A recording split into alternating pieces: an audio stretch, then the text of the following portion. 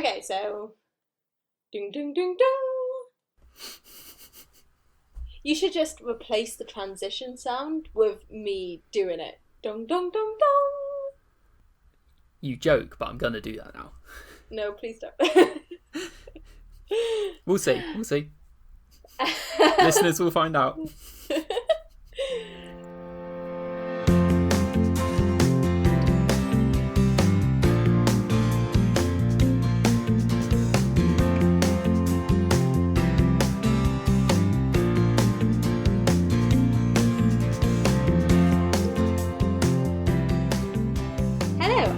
Welcome to Nostalgia's Perspective, a podcast where two friends look back on the media which has influenced us. I'm Georgia.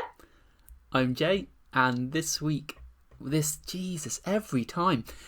episode, we are talking about the 2001 film, I believe, Get Over It, which was my choice for the week, which means, for the episode, which means that it is Georgia's job to give us a synopsis. So... Synopsis. Cracks and knuckles. Right. Some listeners will be absolutely hating that, by the way. Okay. Synopsis. Right. So, typical, 2001 movie. It starts off with Burke and his girlfriend Alison, and they're really in love, except they're not, because Alison breaks up with Burke, and then Burke decides, and Alison gets with this guy called Stryker, who's British, I think. Yes. He has some form of European accent, which gets made fun of the entire time. He's either British or Australian, but I think British. Yeah. Anyway, so Burke decides that he's going to take part in the musical to impress Alison, with the help of his friend Felix's younger sister called Kelly, who's played by Kirsten Dunst, because she was in every movie in that time. Anyway, Kirsten Dunst, that's it. Kirsten Dunst is in love with Burke, but he doesn't know it. So then she's helping him.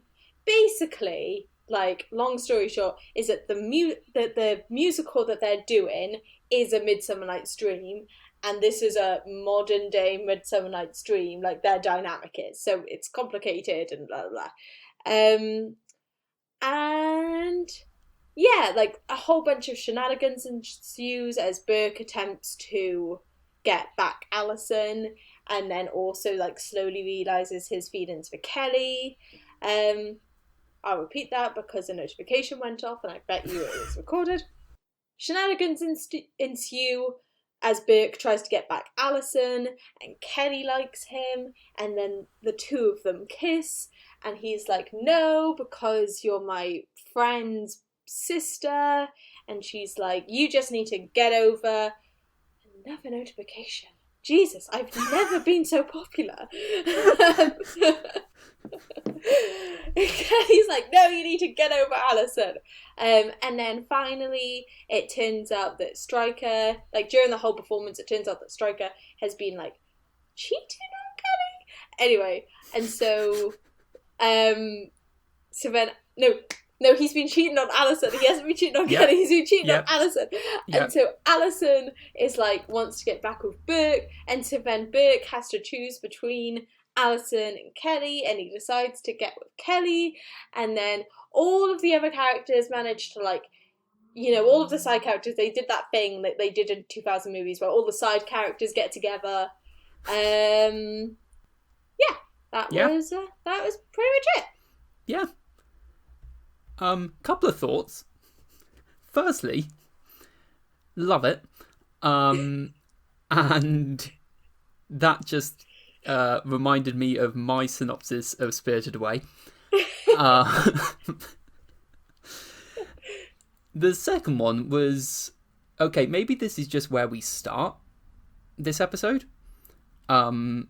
Because you said something along the lines of it's a modern retelling. The whole film is a modern retelling of Midsummer Night's Dream. Yes. And this is the funny thing, because I picked this film because it's a film I loved when I was a kid. Like, I watched a lot of these types of films when I was a single digits child. Yeah. Because I had older siblings and because my dad liked watching these types of films as well, so I would watch a lot of films like American Pie, that sort of film that there was a lot of in the late 90s, early 2000s. Yeah. And yeah, so I love this film, but I have not read or seen or anything A Midsummer Night's Dream, which I feel like I may be missing something then because of that, because I still haven't. I still don't actually know the story of Midsummer Night's Dream, and this film, the musical representation of it in this film does not massively help me understand what the actual story is. Yeah, to be honest with you, A Midsummer Night's Dream, I had to study A Midsummer Night's Dream, and it was one of those books that I completely didn't understand, and then I saw a stage performance of it at the Royal Welsh College of Music and Drama, and the performance of it was amazing. And so I understood it from the play, but it's a very difficult one to pin down the plot. Right, okay. Also, I don't think that you're alone because obviously there was a whole bunch of noughties movies that were based on older books. You've got Clueless based on Emma. You've got She's the Man based on 12th Night. I think 10 Things I Hate About You is based off Taming of the Shrew. Yeah, it is. And so I can imagine there's a lot of people our age who watch these movies having even no clue that they were based off other texts or not not reading the text, Yeah, it is a weird subgenre. It is a weird subgenre. Of teen comedies based off classic literature. Why? I kind of want to know what it must have been was that something was the first one. Yeah. And then it was oh, that worked. Yes. Yeah. So I'd love to know what the first one was. Yeah. Although the funny thing is, when that happens, the example that I was thinking to compare that to is superhero films, Avengers. Avengers happened, and then so DC tried it, and they all tried to do the same thing after that. Mm-hmm. But oddly, normally when that happens, the first one's good and the copycats aren't. There's a surprising amount of those which are decent films. Yeah, Clueless is a great film. Yeah. And She's the Man is a pretty good film. Yeah, She's the Man is fun. I'm sure it's very dated now, but Clueless, you have to watch. It's I took it off the list of things for us to discuss, but now that I know that you haven't watched Clueless, you have to watch it. It is a great movie for subtle feminism. Right, okay. It's one of those that you rewatch it and you're like, this really holds up in a way that you wouldn't expect that type of movie to hold up. Sure. And we'll maybe talk about that with regards to Get Over It a little bit as well. But yeah, no, maybe we'll talk about Clueless at some point then. Plus, Paul Rudd is the love interest, and who doesn't love Paul Rudd? Yeah, sure, say no more. But yeah, anyway, for this one, taking it from there then, generally, what were your thoughts? I want to get your thoughts, because I said this is possibly the first one that we're going to have had where the other one didn't like it. So what were your thoughts? Yeah, I mean, the thing is that I think that although you could put a lot of the movies that came, I think the temptation is to put a lot of the movies that came out at the similar time period. For instance, take She's the Man, right? Sure. You could put this and that into the same category, except that I think that there's a definite idea of which one is aimed at men and which one's aimed at women. Sure, yeah. And so I think that I was just like, oh, I can remember kids, like, I can remember kids my age, like, or boys my age, loving movies like this, Right. and me just not quite getting the humour. There was Yes. only one moment that I, like, properly laughed out loud. Right. It got a couple of chuckles off me, but Yeah. one bit that I truly laughed out loud was the bit where Kirsten Dunst is aiming the prop arrow at him, Right. and then shoots it, thinking that it's a prop, and then it, like, hard cuts to him in an ambulance, and then she faints. That bit, like, actually made me laugh.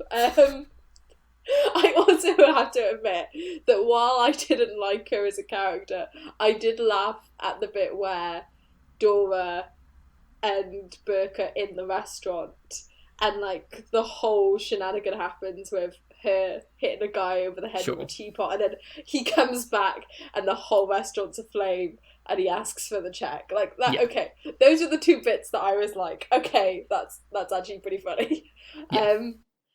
Apart from that, I was like, oh, this humour was so popular, you know? Yeah.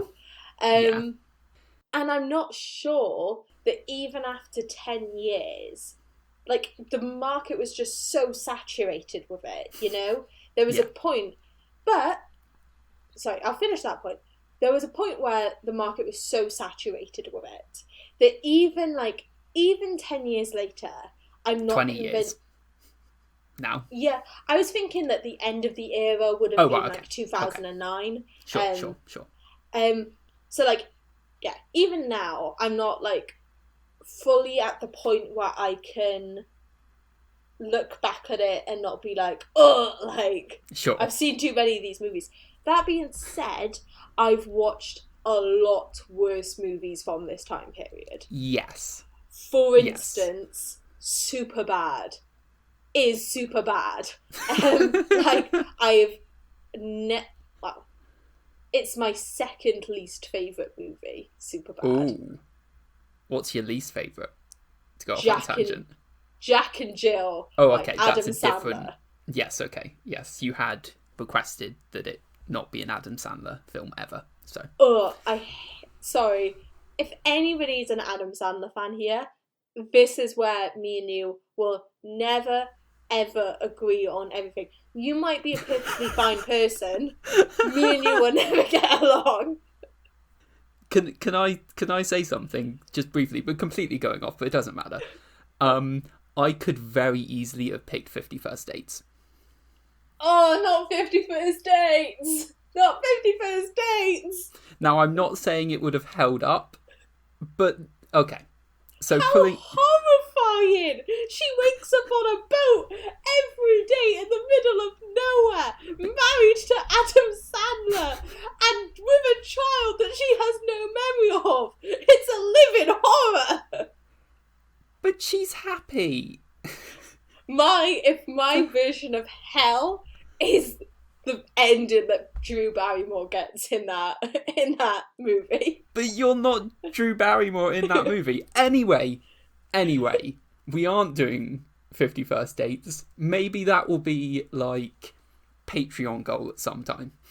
If we ever get a Patreon, that's going to be a goal. If we reach a certain milestone, we'll watch 50 First Dates, and Georgia will have to watch it, and we'll talk about it. But we're too far away from that to be talking about that now. So yes. So my point was that, have you ever seen Superbad? I watched like a tiny bit of it and knew that I was not going to enjoy it. Jonah Hill, because it's not a film I watched as a kid. Yeah. It's definitely got the kind of gross out humour, the horrible misogyny. So at least, you know, I think there were aspects to that of this movie, but it wasn't so much that it was unwatchable for me. You know? Yeah. Kind of like I said before, more of a reference for me is American Pie. Yes. Or more specifically, American Pie 2, which we watched more than we watched American Pie for whatever reason. I've only seen the first one. Oh, okay. I'm pretty sure the second one is very similar to the first one. But but it has a lot of the same kind of hallmarks. It's sex jokes and gross comedy and stuff like that. But I think in kind of like you said, in defense of Get Over It, it does it in a way that I actually don't mind as much. In that, the gross out... Okay, so I don't like gross out comedy. I've never liked gross out comedy. I didn't like it as a kid, but I didn't mind it in this film so much because you don't get a lot of gross out stuff. I don't think. Correct me if you remember anything else, but the only gross out thing I really know is them drinking the punch. Yeah, and I'm thinking about the Humping Dog. Oh, you didn't like the Humping Dog? Nah. Oh, the Humping Dog is such like simple humor though. I don't see that as like, I don't know. It's immature. I think the Humping Dog is immature, but I don't know. It's so random, I think, is why it works for me. It's just like, it doesn't matter. No. And you gotta love that the dog finds love. Oh yeah, like every side character finds love, including the dog. But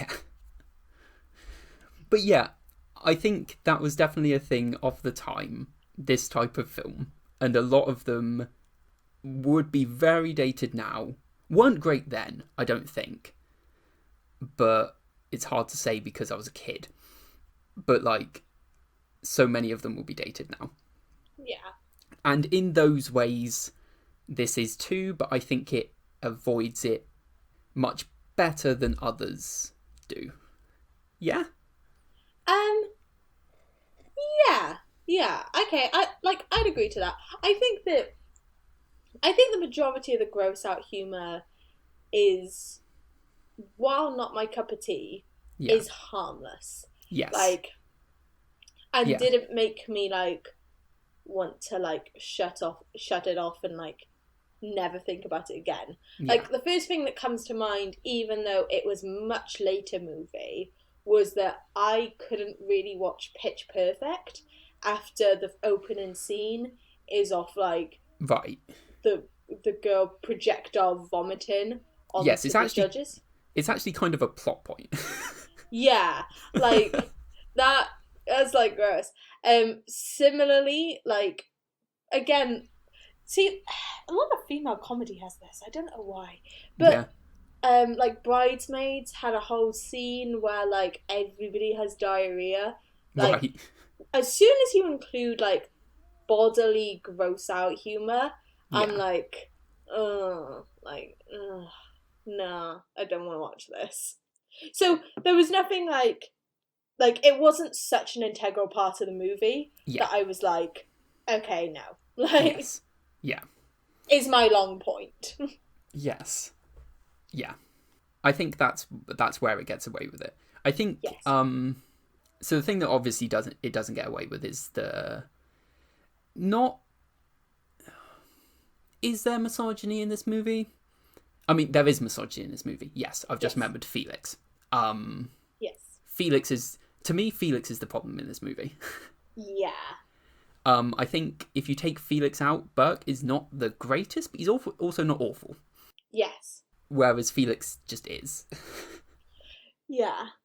It's a sad statement that I'm about to state, but like, so many movies at the time included rape scenes as humour that when I watched this, I was like, this gets a point because there's no rape.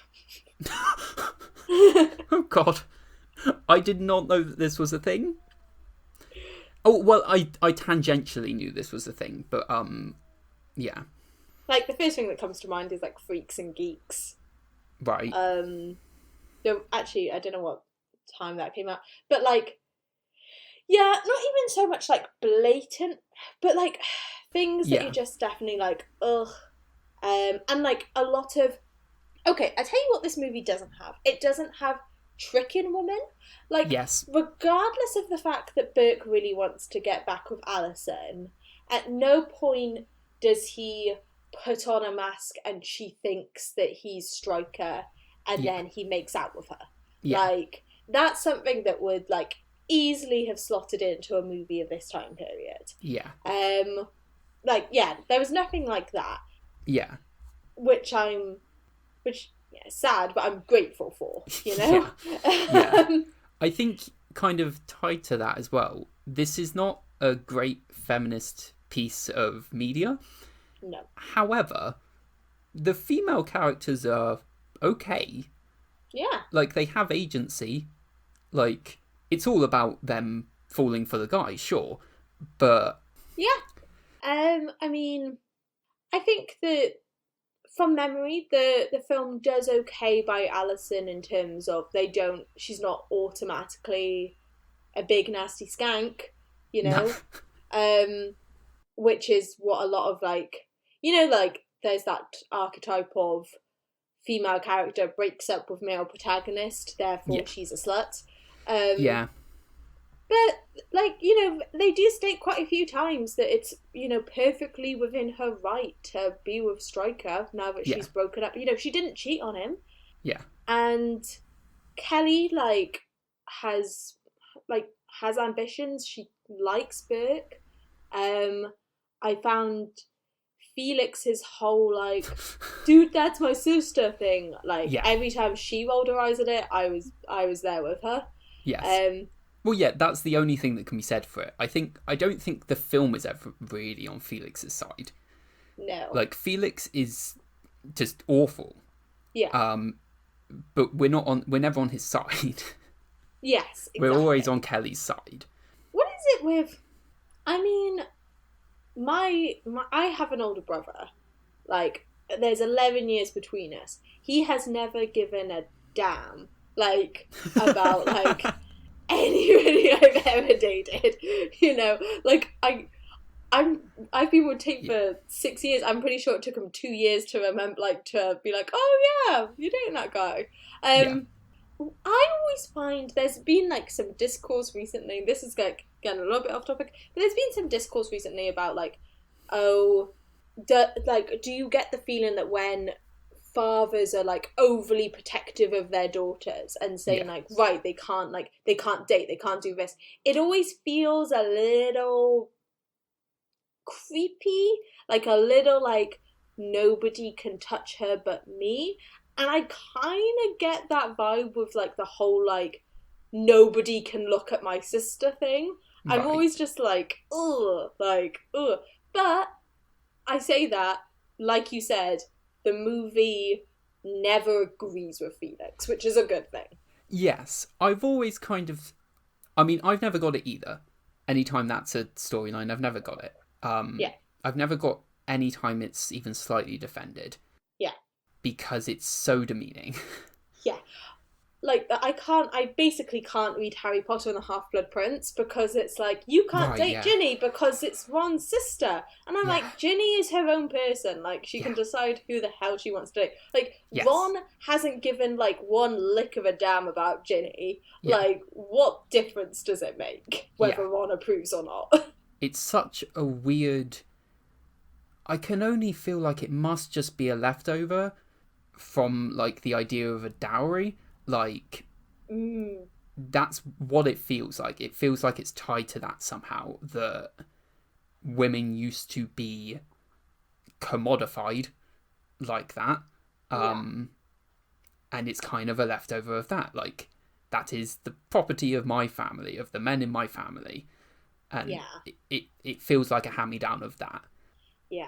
That, like, and that tied with, because, like, at the same time that was happening, there was also the idea of, like, oh, you know, if you so much as look at a woman the wrong way, then she has been, like, somehow disgraced. Sure. And her, like, and her commodity of her purity has been ruined. Yeah. And so that always feels like a thing. Like, not only are you, like, taking away something of me, but, like, by looking at her in a sexual or romantic way, you are disgracing her, essentially. Yeah. Tying it back to kind of these types of films as well. I think you could make a similar argument about virginity, and the importance placed on that, which is something that can often factor into these types of films as well. Just trying to pull it back. Yeah. Yes, but this film doesn't do that. It's in, like, it's very critical of Felix. Yes. Yeah. Which is good. Which is good. I think the thing it does do, though, is, like, I did have a chuckle to myself, because as much as, like, halter tops were, you know, were popular during the noughties, Yeah. like, and that wearing them braless was popular, like, I can't say that I remember too many women having them knocked off and then suddenly having to cover up their boobs, like, yes, quite so much. As you started saying that, I was like, oh yeah, not just Felix is not the only problem of misogyny in this movie. Yes. Because there is Doralyn. Yes. Which, you know, big boob blonde bimbo. Yes. Unfortunately. Which was also quite a thing of these types of films. Yes. Yes. But, you know, I will... I feel the need to just defend this film. The way that I would defend that is, at least that is not necessarily the main thing about her character. The main thing... No, it is. I was going to say the main thing about her character is that she's accident prone, but it's because she's stupid as well. Yeah. But, yeah. So, I won't defend that. Ding, ding, ding, ding. Here's a question I'm gonna throw out to you. Okay, actually, I've got two questions for you. Okay. One is a lot of movies, you know, from here on out are set, like, from 2001 out, like, outwards.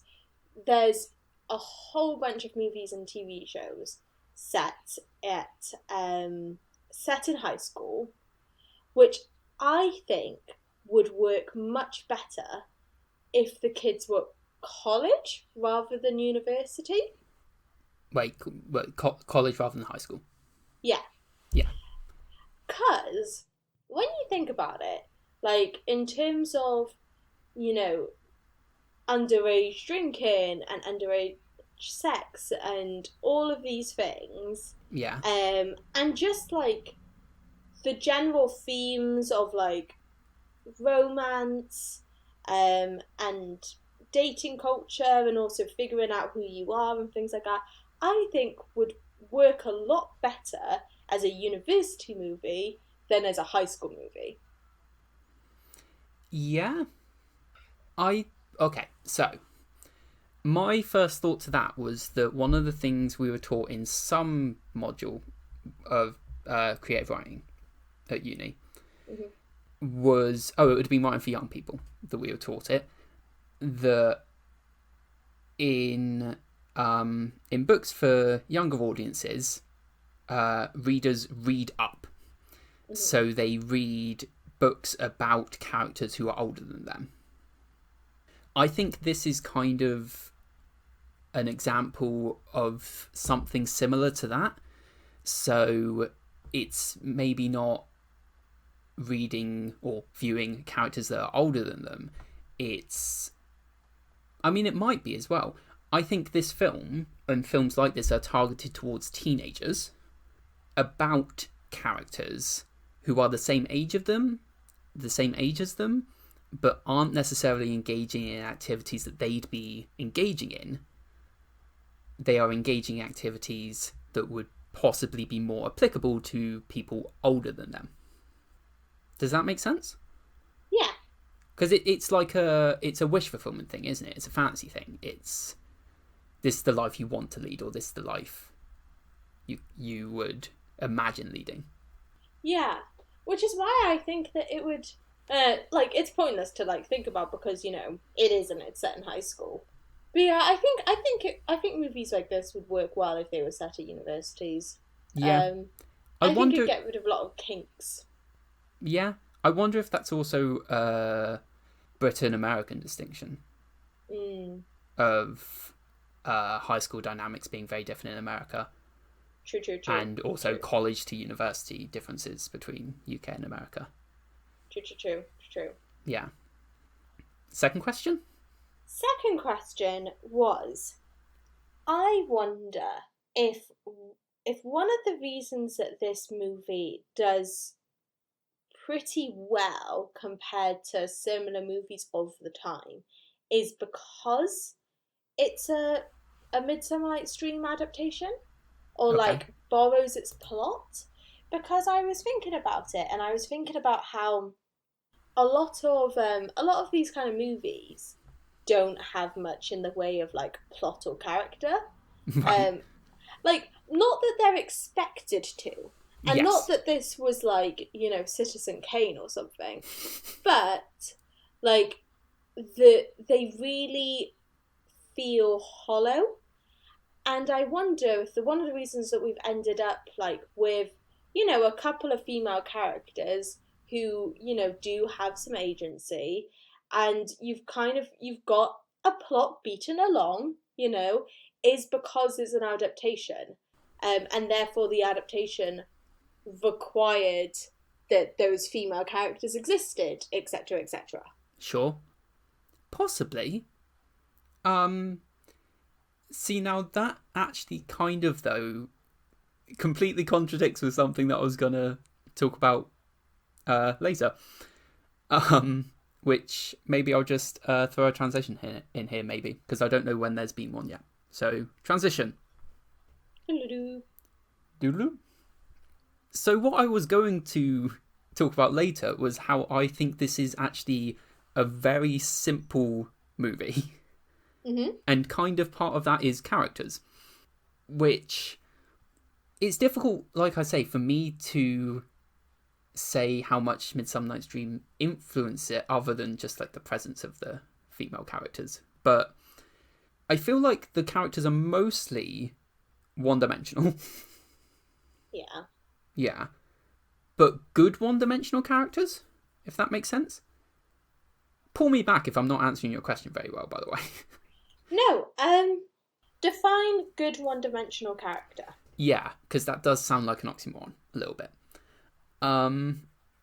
So, for example, Alison is maybe a good example, because Alison is possibly the most one-dimensional of the main characters, I think. We don't know much about her at all, other than she was Bert's girlfriend, and she left him, and now she's with Stryker. That's literally all we know about her. Mm-hmm. However, like you were kind of saying earlier, she isn't a dick about it, really. You don't hate her in the way that you so easily could in this type of film. Yeah. And, like, you kind of get her... I mean, knowing Buck, you kind of get why she might have left him. Yeah. And you also, like, Stryker's good looking and he's charming in a douchebag kind of way. You understand her decisions. She is not a complex character, but you also understand her decisions and you don't hate her as you so easily could. She's not... Do you get what I mean? Like... No, yeah, I do. There's more to her, but she still is one-dimensional. Yeah. I think that ultimately, because the story isn't really about her, she doesn't have like too much of a like you said, she doesn't have too much of a personality. And I'm thinking about her compared to like Hermia, and bear in mind it's been like years. Sure. So like her, she fulfills the role of Hermia, and like Hermia is like very much for the first part infatuated, and then for the second part confused as to why like the love of her life is suddenly in love with somebody else. Right. And Alison pretty much carries that off, And like you say, she's clearly, I like her reasoning. She says she breaks up with Burke because she says there's no spark there anymore. Yeah. That's understandable. And that's actually quite a mature yeah. Read in a 2000s movie. Sure. Because, like I said at the beginning, usually the reason for female characters breaking up with their nerdy boyfriend, or like not even nerdy boyfriend, but like not so cool boyfriend, is because they were slutty. Sure. And yeah, Yeah. I agree completely with what you're saying. You know, Yeah. she's not the most complex character, but she's not damaging. Yeah. There's nothing about her that's like, I wish she was given a little bit like more dialogue. Sure. Yeah, but I think that's the problem, and that's why it works. Because if she's given more dialogue, then you're like, why are you with Stryker? Yeah. I think because she's given so little, you can just take its surface value. He's good looking. Yeah, Yeah. I see that. Yeah. Yeah. Meanwhile, I think that Kelly, you know, if you compare her to Helena, in the production I saw of A Midsummer Night's Dream, they portrayed Helena as very like wallowy Right. and very like sorry for herself. And you know, because it's a play, like you can read the text about like, oh poor me, and like somebody might read that as like, oh poor me, or someone can read that as like, oh poor me. Yeah. And the actress chose the latter. And so Kelly had a lot more to her than her counterpart. Yeah, than her because she was 1600s counterpart, yeah. Yeah, because she wasn't so wallowing all the time. And so I quite liked Kelly. Yeah. I mean, she has a bit of a, you know, I want to be a songwriter sort of like thing going on. But she's also, you know, a cute blonde in a noughties movie. So, like, my expectations weren't high. Yeah, also, she was, like, you make fun of her, but, like, she is also, like, 16. Like, now, actually, this adds into my why films like this should be set in university, because they never ever ever want to hire teenage actors. Yeah. They always hire adult Older actors. ones, yeah. And it means that when you're watching the movie or the TV show, you forget that these are supposed to be 16-year-olds. Yeah. Well, if they're meant to be 18 to 22-year-olds, Yeah.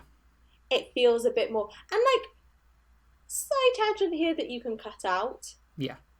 But, like, if you have shows where, like, if you have shows and movies where the teens are supposed to be doing, like, really dangerous things, like, it lessens the impact when it's being portrayed by a 26-year-old. Yeah.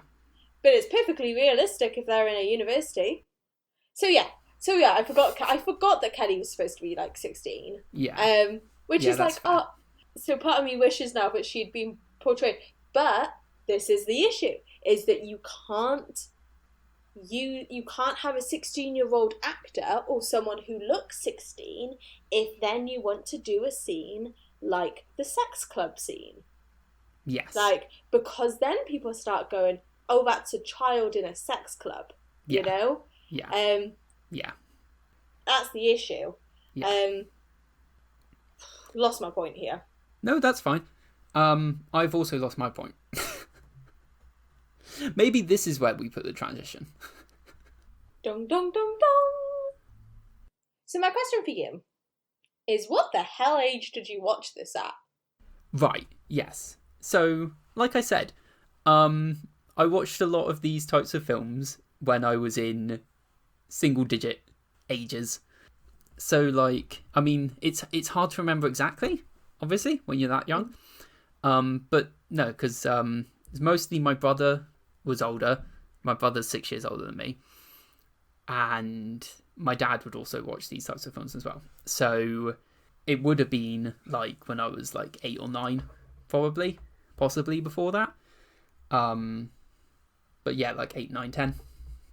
Do you know, it's funny because we like to believe that in the noughties that like there was loads of like kids shows, but in reality, the majority of like kids watched shows and movies that were meant for teenagers. Yeah. Like at very young ages. And I'm not like police department saying that that's a necessarily like a act against humanity or something. Sure. But it's an observation. Yeah. That I think I watched American Pie quite late, actually. I watched it when I was like 12. Right. Quite late for the 15 film. Yeah. Yeah. Yeah, actually, that's a thing. What age rating is this? This is a thing. Okay, so it says on IMDb and everything, on my DVD, it says it's a 12. 15 in Ireland. And I swear it was a 15 when it first came out. But I could be wrong about that. But there's not, when you think about it, really, there's not a lot of like swearing and stuff in it. No. And there's nothing like graphic either. So I Yeah. could see it being a 12 despite it kind of still fitting in with like American Pie and that type of film. Yeah. But yeah, I think it does raise a question of kind of, we were talking about this last episode as well. A little bit of like what you show to kids. Although this is like what you show to younger kids. And this is the thing, I don't think it damaged me at all. Watching films like this. I hope. Because I think when you're a kid watching films like this, stuff just goes over your head. Particularly with this film, what occurred to me when I was watching it for this podcast was the parents stuff, which I did not get as a kid, really. There were jokes in there that I definitely didn't get as a kid. Yeah. The one, which I think is actually a great joke that I did not understand when I was younger, was when they pick him up from the sex club and the dad says, "Who's up for frozen yogurt?" And then the mum says, "Oh wait, Burke might want to go home and polish the rocket." I did not get what she meant by that. But that's a great joke. But it went over my head as a kid. Because I assumed they had a rocket at home that Burke enjoyed cleaning. God. Because you do, as a kid, you come up with explanations for things that you don't get. Yeah. More often than not, I think. I think you do that more often than you just go, "Oh, that's something I don't understand because I'm too young." You try to figure out what the explanation is, and you come up with like a half reasonable explanation and just go with that.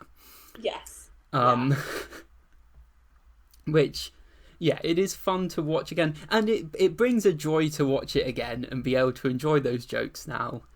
And be able to look at the younger me and be like, "Oh, he didn't know." I definitely think that, like, I don't know, because people say that these things like certain like messages become ingrained in your head when you watch it enough as like a kid. Yeah. You know? Yeah. That if you're unaware. But like you say, I definitely watched things and like I can't, like, nothing comes to mind of, oh, you know, A caused me to believe B. Yeah. And it's almost kind of life, isn't it? Like, life, you know, as we're kind of going through the decades, every decade has certain ideas and certain beliefs and certain ways of thinking, but like about what's funny and what's not funny and all of this. Yeah. And then, you know, the next decade, we look at that critically. Yeah. And we have to sort through all of those beliefs while simultaneously having beliefs that we'll have to criticize the next decade. Yeah. You know, we like to believe that every decade we've got it, you know? Yeah. That we have humour that's actually funny and not at all problematic. And all of this. But we'll be cringing about movies that came out, you know, this year, in 10 years. Yeah. Or in 20 years. Yeah. And I think that, you know, to say like, oh, these movies were really harmful to children and la la, is taking it, frankly, a bit too seriously, you know? Yeah. Like, were they the best movies? No. Like, but that's that's just life, frankly, you know? Like, Yeah. they were better than movies that came out in the 90s, and they were better than movies that came out in the 80s. I've looked it up, and Freaks and Geeks came out in the 80s. You know, better that 9-year-old Jay was watching this than he was watching Freaks and Geeks. Yeah. Like... Yeah. I think that's a really good point of it reflecting... It just being a thing of it reflects kind of not necessarily the best of it, but kind of where society is. Yeah. And so whether you're watching it as a 15-year-old or a 9-year-old, certainly there's things that aren't great to be watching as a 9-year-old, but also a lot of that will go over your head. And the stuff that's problematic, like the thing that I was thinking when you started talking was the misogyny. Mm-hmm. Now, I think that's a thing that was unfortunately ingrained in me as a kid. And very much the thing of, like, the guy gets the girl. Yeah. So, like, very heteronormative misogyny was ingrained in me as a kid and was problematic, as we talked about with 500 Days of Summer. But that was a thing of the time. It's not like that wasn't in kids' shows of the time. Yeah. And so I don't think you can really even point to that as the problem. It's just a different form of it. It's a different form of the same problem. I think either way, whatever messages that you subconsciously ingrained from watching this movie, if this movie hadn't have existed, you would have picked it from the rest of the media that was there during the time. Yeah. Or just people's general attitudes. Yeah. You know? Like, it isn't as though there was many people with a 2021 mindset roaming about in 2001. Yeah.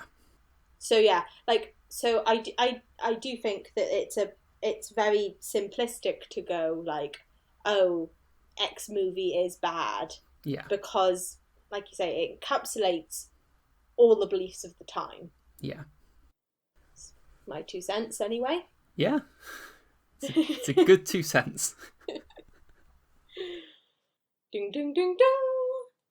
So, vaguely speaking about things that I subconsciously picked up from this film as a transition, the musical in the world of the film, right? Mm-hmm. I love this musical, I think. I think this is one of the things I loved about this film, because when I was a kid, if you asked me before the age of like 16 or 17 whether I liked musicals, I would have probably given you like a non-plus answer of, yeah, kinda, I guess. Yep. I love musicals now. And I think I always loved musicals. I just don't think I knew it. Because, like, when I look back on when I was younger, I really enjoyed Oliver when I was a kid. I watched the High School Musical films and loved the High School Musical films, or 1 and 2 at least. I still haven't watched 3. I will one day, I'm sure. You need to. Yeah, I really do. I really do. I mean, that's like, it's got to be pushed higher on my list, but like, I've got to watch 3, and then I've got to watch High School Musical, the TV show. Oh, I haven't watched that. No, but it's on my list, definitely. But yeah, so it's like looking back on this film, which is not meant to be an introduction for children to musicals. I kind of love that it was like one of my first musicals that I loved as someone who loves musicals now. That, like, I love the musical in this film. It's great. It's not like the best musical ever written, certainly, but like the tunes are catchy.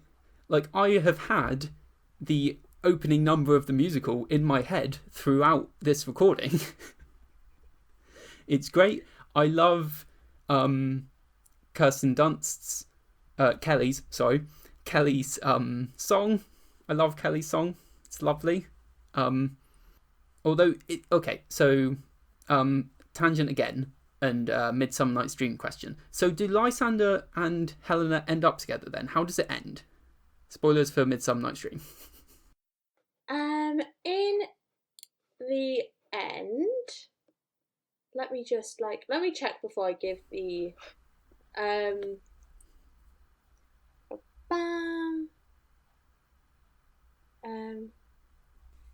Okay. Wait a sec. God, Midsummer Night's Dream is so f***ing confusing. Okay. Okay. Pet distracts Lysander and Demetrius from fighting over Helena's love by mimicking their voices and leading them apart. Eventually, all four find themselves separately falling asleep on the glade. Once they fall asleep, Puck administers the love potion to Lysander again, returning his love to Hermia again, claiming all will be well in the morning. So yeah, so Lysander and Hermia end up together. Okay. And then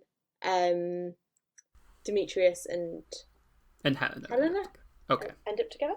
Okay.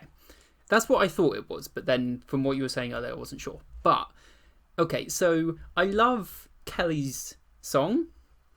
It is like a massive diva moment though on the part of Kelly. Because that song is not the song of a secondary character. Right? No. If the main love story at the end, I know it's not a love story in the play really, is it? Because it's a comedy. So it's not, the love story's not, I guess, the point so much as the comedy is. The love is central. Okay, yes. Yes, but you don't care who ends up with who, would be my guess. So much. Or do you?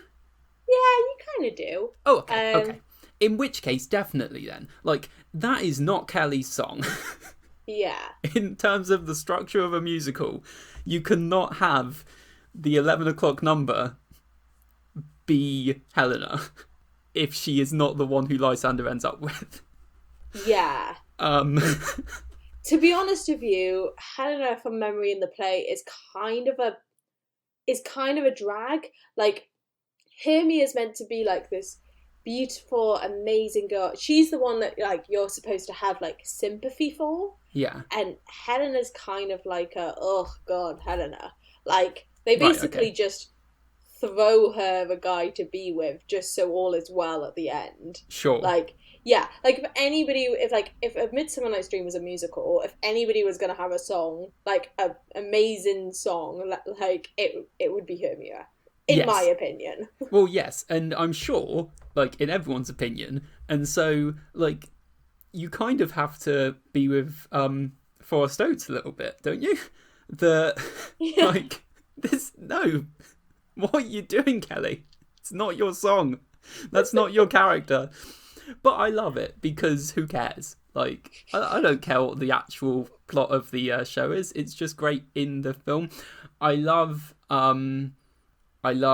Burke and Stryker's song. That's great, where he just punches him. It's brilliant.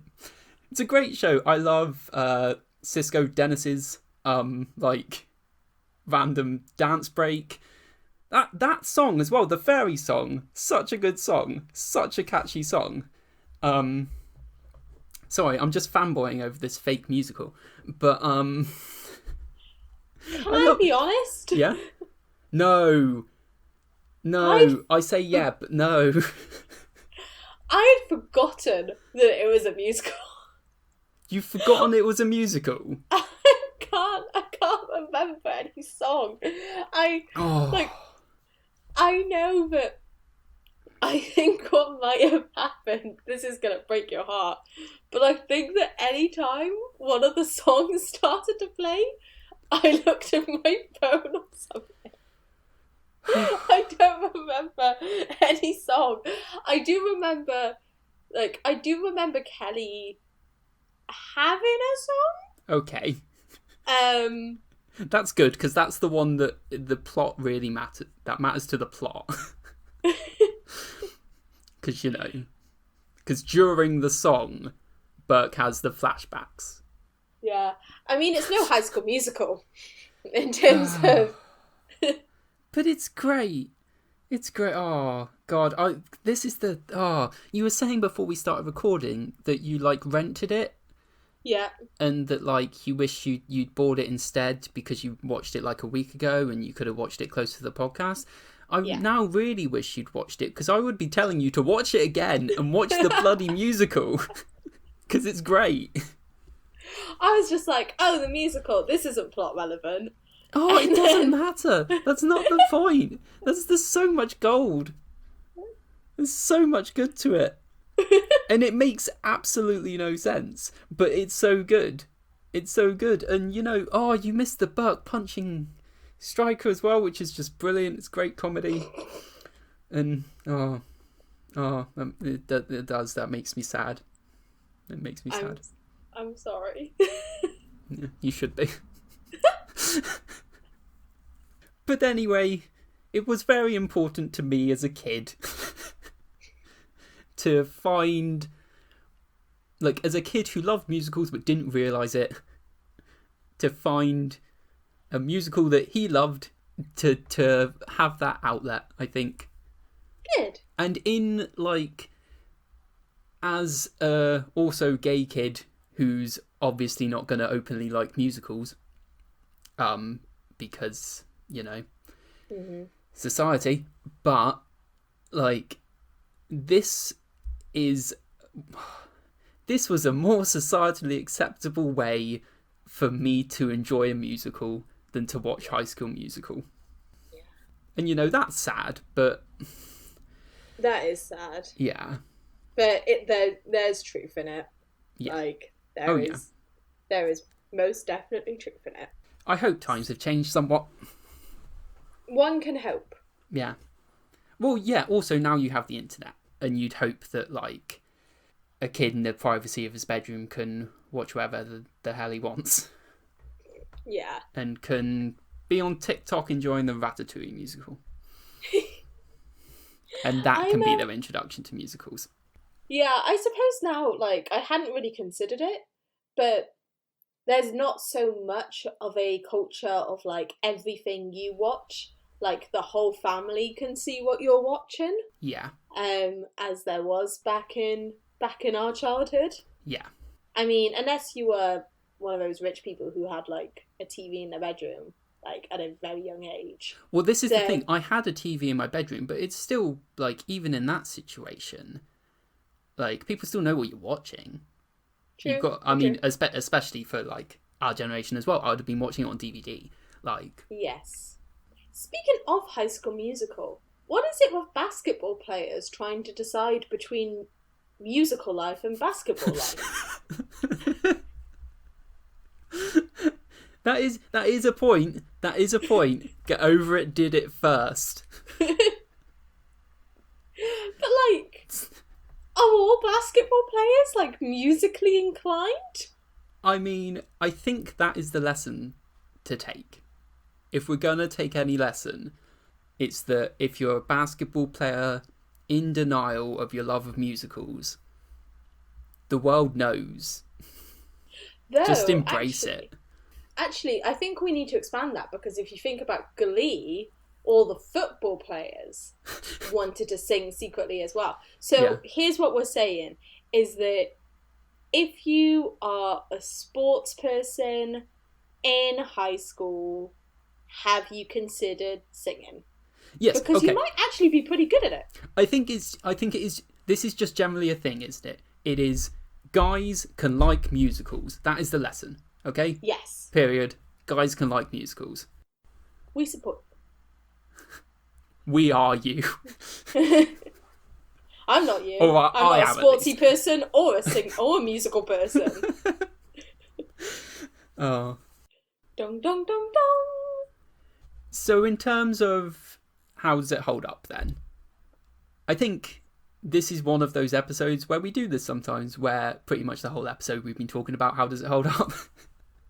Yeah. That's kind of what we've been talking about. But I honestly think, watching it back, I think it holds up well. And I think it holds up well because it does a good job of what it's trying to do, which it is a simple comedy. We are not trying to make complex characters here, but we are doing what we're trying to do well. Burke is likeable enough. Kelly, for a female love interest in quotation marks, is decent. She's not, like you've kind of said before about Alison, she's not problematic. The musical idea is original. You don't get that a lot. Forest Oates is a good, mad secondary character that's very funny. Like, the parents are good secondary characters that are funny. Like, I think it just does a good job of being a good, simple comedy. That's my defense of it. So, Okay. to me, it holds up well. I give it a like.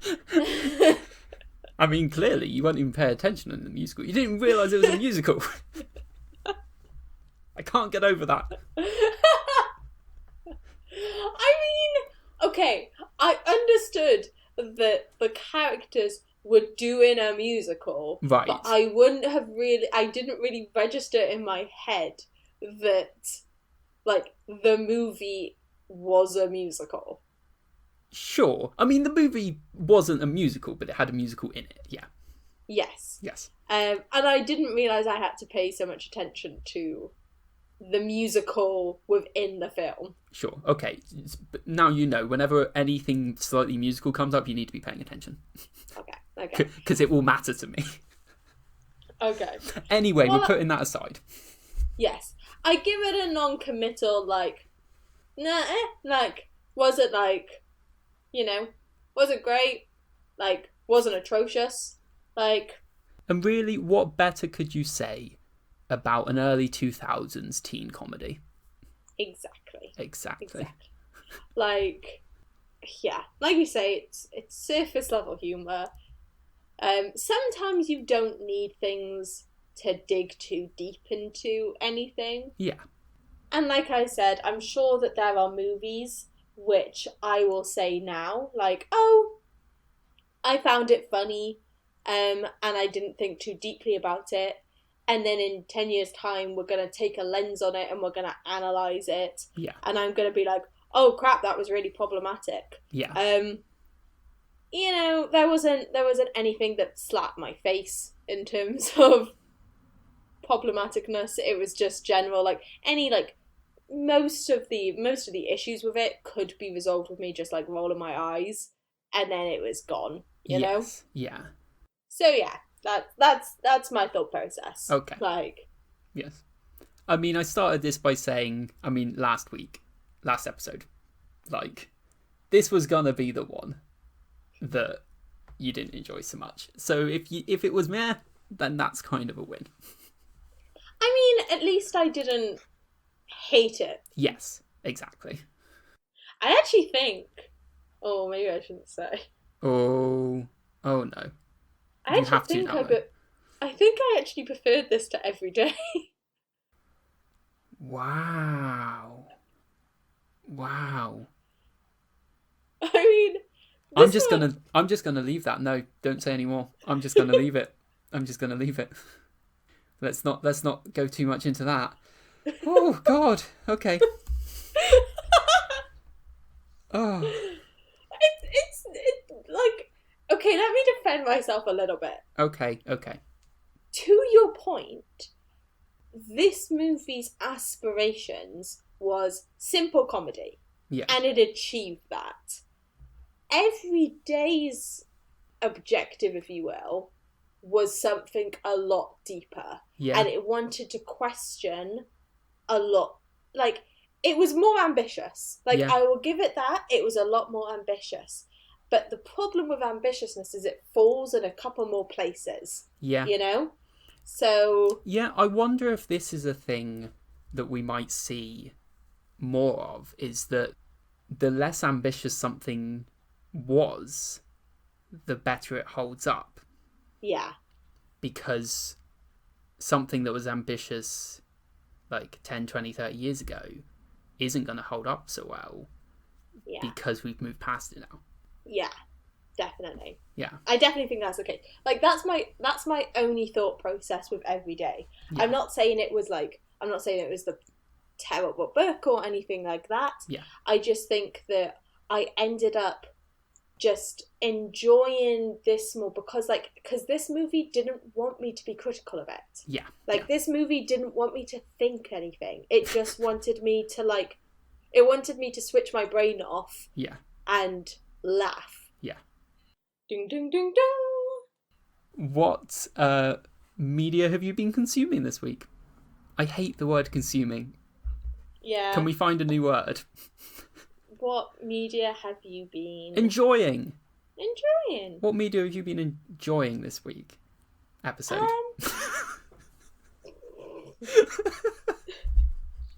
We're gonna get over.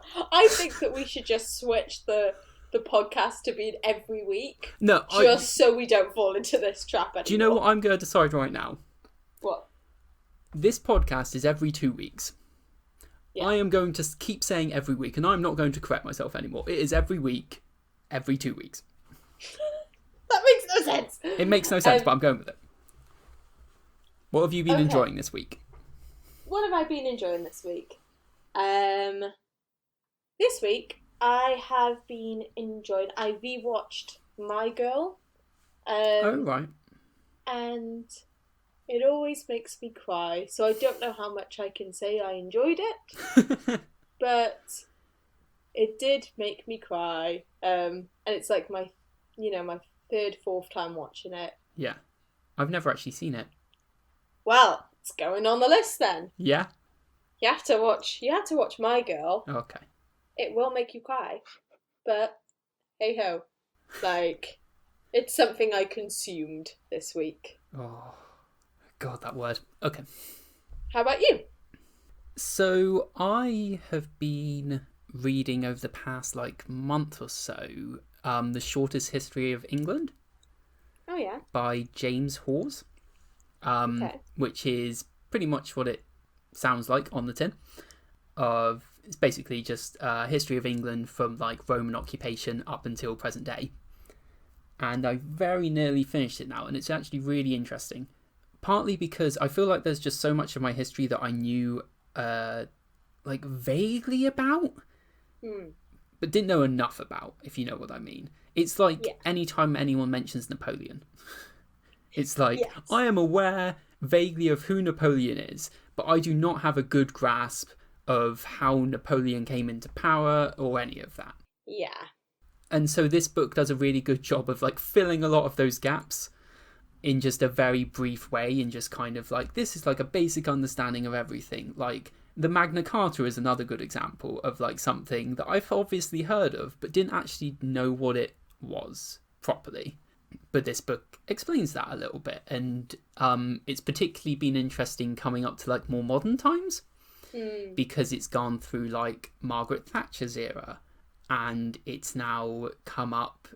It was going New Labour through the turn of the millennium, and then it's up to Brexit, which is very interesting to read about, and to see how so much of England's history has fed into itself and is still prevalent now. The divides that are prevalent now are the same as 1,000 years ago. It's mad. Yeah. But really interesting. I would definitely recommend it. Definitely. Yeah. You've actually touched something which is a bit of a bugbear of mine, which is how history is taught, because in the British education system, history is essentially the schools that you go to pick a couple of things for you to learn intensely about. Yeah. But you don't get a broad overview. Yeah. Which means for instance, I learned a lot about the Russian Revolution. Yeah. But I've learned nothing about the French Revolution. Sure. Yeah. And so I personally believe that up until a certain age, maybe GCSE, maybe A-level, the history should be focused on more broad strokes. Yeah. So for instance, this is the maybe each year you could do, this is just me spitballing, but maybe each year you could do what you've been reading, the history of a particular country, or maybe you could do a particular time period. Either or, that way when somebody gets to the age of 16, they have a global, broad, not very in-depth, but broad overview of what's happened. And I think it would stop ignorance in terms of other countries. and what's happened. And it would also allow less westernized perspective, I think, as well, because like the things that you learn about, I mean, any British person from their schooling could tell you probably about World War One and World War Two, which, I mean, fair enough, big deals. Yeah. But also, like, we don't learn much at all about Japan. Yes. Or, like, what was going on in Africa at this time. Mm-hmm. And, like, all of this stuff that matters, we aren't taught about because it's not what happened to us. Yes. So, yeah, I definitely agree. Broader... Oh, in so many ways we need broader understanding of things. But, you know... Yes. So if you're part of the education part of government... They're not listening, Georgia. Feel free to take some ideas. Not to get political, but, you know what government we have. If you're listening to this in 5 years' time, and you are... If you listen to this in 3 or 4 years' time, vote. Yes. For goodness sake, it's been a conservative government, right? Like, since I was bloody 14 years old. Change it. Right. Yeah. Vote informed. You know, and... Oh, God, how much of this am I cutting out? How do we end up here? I don't know. We've gone on a massive tangent. Yeah. It's one of those episodes, folks, but it was a good one. It was a fun one. We hope you enjoyed it. Yeah, I hope you enjoyed it. Yes. And if you want to tell us how much you enjoyed it, I'm getting better at transitions, you can email us at nostalgiasperspective@gmail.com, or you can go to our website, nostalgiasperspective.co.uk, and leave us a comment. Let us know what you think. Where else do I send them? YouTube? Subscribe on YouTube, that'd be great. Leave us a comment there. Anything else? You know, it's only a good transition if you don't stop halfway through the transition to note that it's a good transition. It needed to be said. Oh. I hope that was everything. Yeah, sure, it's everything. And if you're listening on something like Spotify or Apple Podcasts, leave a review. Yeah. Who knows? Maybe by the time that this comes out, we'll be wildly popular. Maybe. See you next time.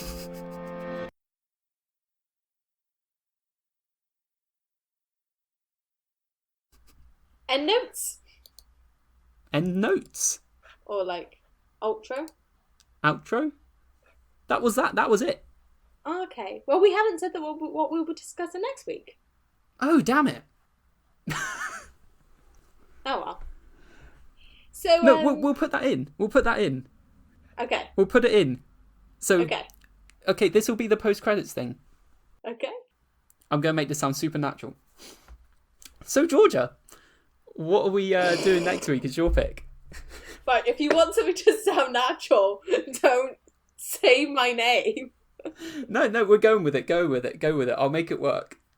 Well, next week, Jay, we are listening to What a Terrible World, What a Beautiful World, an album by the Decemberists, and one of the few non-Taylor Swift albums that I listen to on repeat to the point where Tate introduced me to the Decemberists, loves the Decemberists, but can't listen to this album because I listen to it so often. Aw, that's unfortunate. It's such a good album, though. It is. I will second that. And great. I look forward to next time. We will have an episode where both of us love something. Whee! Woo! Bye. Bye. Oh God, I will make something work there.